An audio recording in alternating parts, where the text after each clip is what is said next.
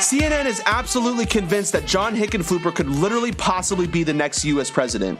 At least that's the narrative that they're pushing right now. Take a look at this article.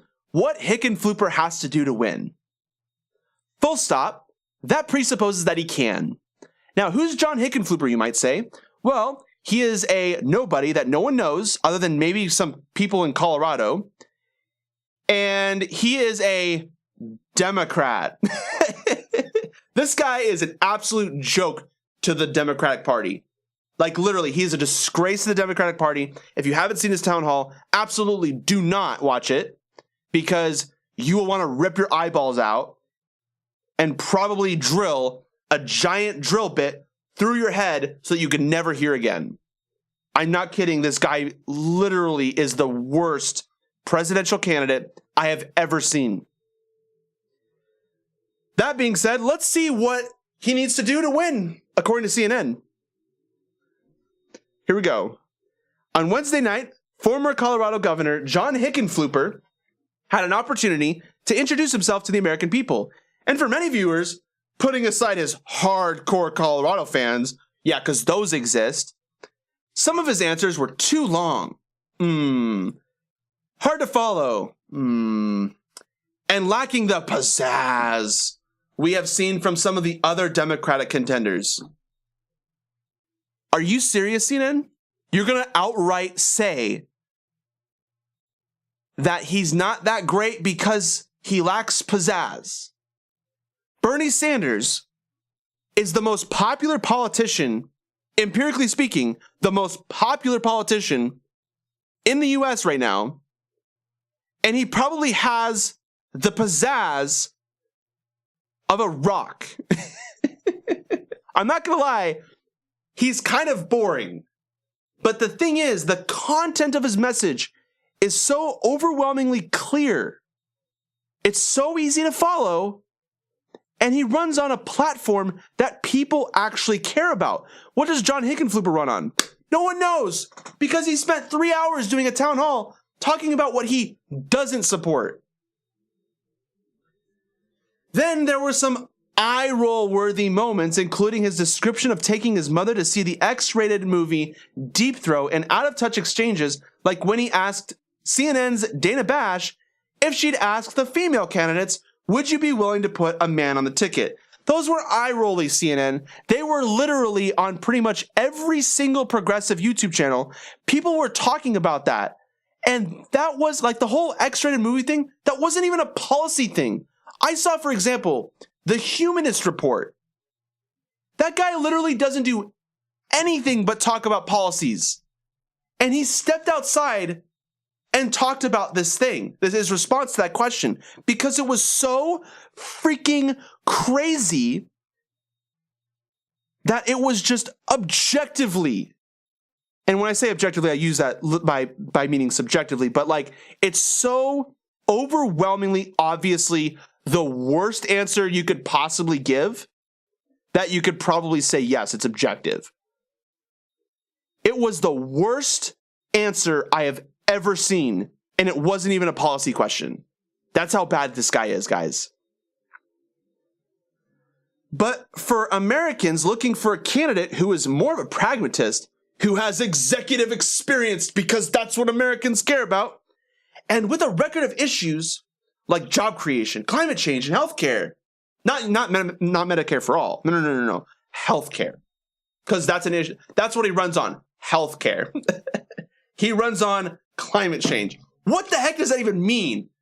You can't say that my platform, guys, this is the thing I care about. I care about climate change. I care about healthcare. Vote for me because of reasons. That's not a platform. That is not a platform. He offered a palatable alternative. To be fair, there were also moments where he stood out. For example, he said he would suspend the death penalty if elected president because it's expensive, it prolongs misery, and the worst thing, it is random. It's also immoral.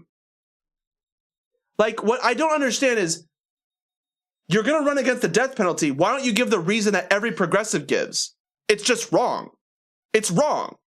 For example, healthcare. Why should we have universal healthcare? Why should we have Medicare for all?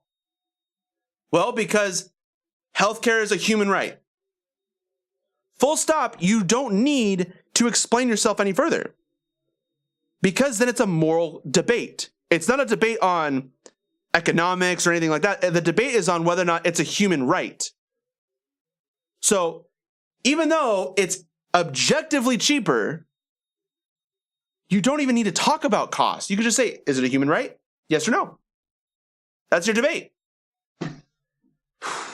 Let's keep going, because I haven't even gotten to the reasons why CNN thinks that this guy could possibly win, and that what he needs to do, according to CNN, is absolutely hilarious. Let's see here. Where am I? He also proudly talked about the importance of preventing gun violence and his opposition to the National Rifle Association. And for good reason. He has a strong record as the governor of Colorado. Just a few months after the shooting at the Aurora movie theater in 2012, he made addressing gun violence a big part of the state speech and pushed through background checks and a magazine capacity limit in a state that is purple and has large swath of NRA support. He couldn't pass an assault weapons ban.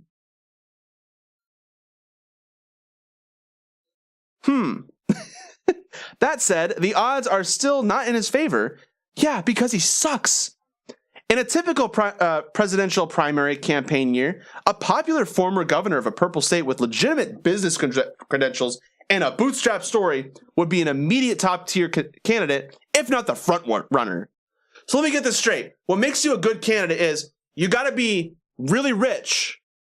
Like, literally, you have to have legitimate business credentials, and you have to have a really good bootstrap story. So are you telling me, like, for example, Mark Zuckerberg could be a good president? Why?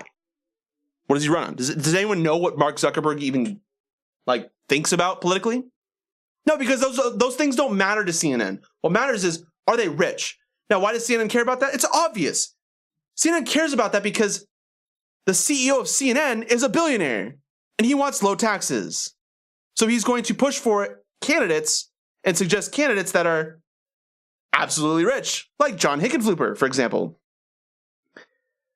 All right, 2020 is different. Support for nominating another wealthy, even if self-made. Even though he's self-made. He's self-made.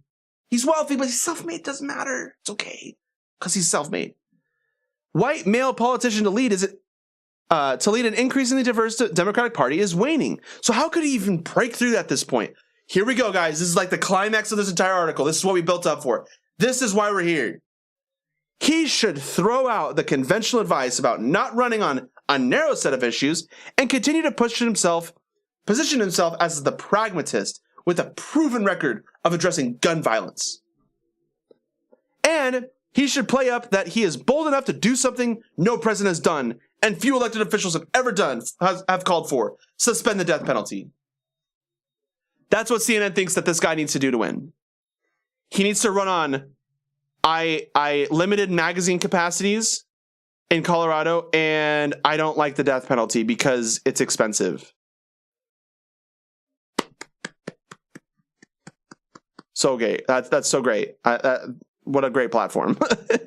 You're going to totally beat Bernie Sanders with that. Like, could you imagine going on the debate stage and Bernie Sanders saying, I want this and this and this and this and this and this, and Americans want all these things, and healthcare is the top number one issue to all Democrats and Republicans. Well, not Republicans, but Democrats. And then he says, yeah, but I limited magazine capacities in Colorado.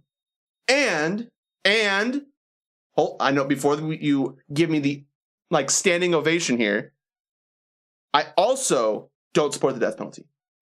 Wow, you're so great. You're so awesome, John Hickenflooper. So great. If you run on those, you'll totally win. Honestly, I hope he does that. He is going to be known in history books as the worst presidential candidate ever. And I know a lot of you guys are probably going to be thinking, yeah, what about Trump? Trump's probably the worst. No, he's not. John Hickenflooper is the worst. Because Donald Trump was a Republican and he won as a Republican. John Hickenflooper is a Republican, but he's running as a Democrat. And he's doing so in literally the worst possible way you could possibly run. He is doing, I don't think I could try to do a worse job than John Hickenflooper is right now. He's that bad, guys. So don't vote for John Hickenflooper. Vote for Bernie Sanders.